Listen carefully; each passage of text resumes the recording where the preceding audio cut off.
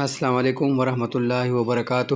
اس video میں ہم حضرت عبدالرحمن بن عوف رضی اللہ تعالی عنہ کی زندگی کے بارے میں کچھ پڑھیں گے۔ مدینہ منورہ اس روز گہری اور پرسکون خاموشی میں ڈوبا ہوا تھا۔ اچانک لوگوں کو شور سنائی دیا۔ یہ ایک لمبے چوڑے قافلے کی خبر تھی۔ لوگوں نے پوچھا، آج مدینہ میں کیا ہو گیا ہے؟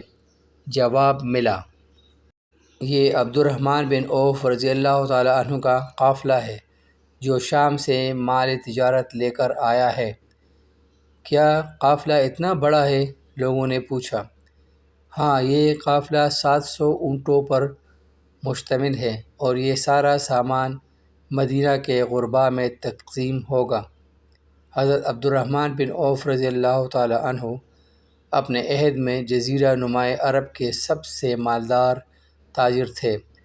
حضرت عبدالرحمن بن عوف رضی اللہ تعالی عنہ نے اپنی زندگی کا آغاز غربت سے کیا۔ جب مسلمان مکہ سے ہجرت کر کے مدینہ آئے اور مہاجرین اور انصار کے درمیان مواخات قائم ہوئی تو رسول اللہ صلی اللہ علیہ وآلہ وسلم نے جناب عبدالرحمن بن عوف رضی اللہ تعالی عنہ کو حضرت سعد بن ربیع رضی اللہ تعالی عنہ کا بھائی بنایا۔ سعد نے عبدالرحمن سے کہا، بھائی، میں مدینہ میں سب سے زیادہ مالدار ہوں، میرا آدھا مال لے لو، اور میری 2 بیویاں ہیں، جو تمہیں پسند آئے میں اسے طلاق دے دیتا ہوں، تم اس سے شادی کر لو۔ عبدالرحمن بن عوف رضی اللہ تعالی عنہ نے ان سے کہا، اللہ تعالیٰ تمہارے اہل و عیال اور مال میں برکت فرمائے، مجھے تم صرف بازار کی راہ دکھاؤ۔ پھر آپ رضی اللہ تعالی عنہ بازار گئے، کچھ مال خرید کر فروخت کیا اور نفع کما لیا۔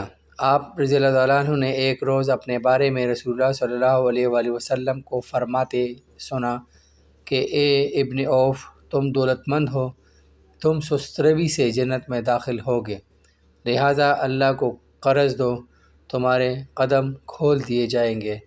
جس روز سے آپ رضی اللہ تعالیٰ عنہ نے رسول اللہ صلی اللہ علیہ وآلہ وسلم کی زبان مبارک سے یہ نصیحت بھرے کلمات سنے، آپ رضی اللہ تعالیٰ عنہ اپنے رب کو قرض حسنہ دینے لگے اور اللہ بھی اس کو کئی گنا بڑھاتا رہا۔ رسول اللہ صلی اللہ علیہ وآلہ وسلم نے غزوہ تبوک کا ارادہ فرمایا تو صحابہ کو انفاق فی سبیل اللہ کا حکم دیا۔ حضرت عبدالرحمن بن عوف رضی اللہ تعالیٰ عنہ صدقہ و انفاق کرنے والے اس اولین گروہ میں شامل تھے۔ رسول اللہ صلی اللہ علیہ وآلہ وسلم نے عطیہ کی وصولی کے بعد جناب عبدالرحمن رضی اللہ تعالیٰ عنہ سے پوچھا، عبدالرحمن، کیا اہل خانہ کے لیے کچھ چھوڑا ہے؟ جناب عبدالرحمن بن عوف رضی اللہ تعالیٰ عنہ نے جواب دیا، یا رسول اللہ، میں نے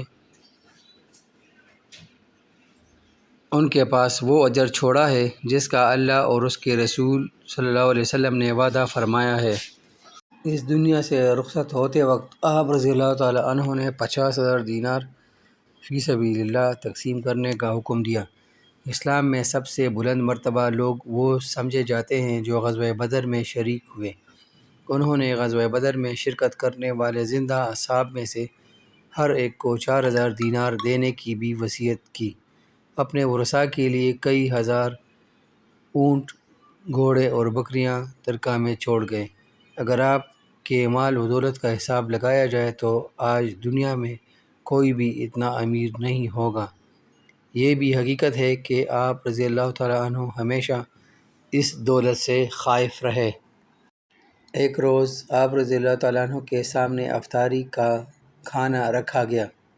کھانے پر آپ کی نظر پڑی تو آپ رو پڑے اور کہا، معصب بن عمیر شہید ہوئے، انہیں ایک چادر میں کفنایا گیا۔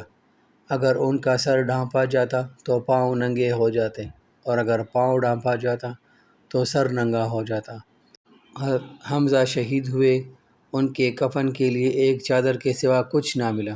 پھر دنیا ہمارے سامنے خوب پھیلا دی گئی اور ہمیں اس سے بہت کچھ عطا ہوا۔ مجھے خدشہ ہے کہ کہیں ہماری نیکی کا بدلہ ہمیں یہاں ہی نہ دے دیا جائے۔ جناب عمر فاروق رضی اللہ تعالیٰ عنہ کے بعد نئے خلیفہ کا انتخاب ہونے لگا تو کچھ جید صحابہ جناب ابن عوف رضی اللہ تعالیٰ عنہ کی طرف اشارہ کرنے لگے۔ اس موقع پر حضرت عبد الرحمن بن عوف نے کہا،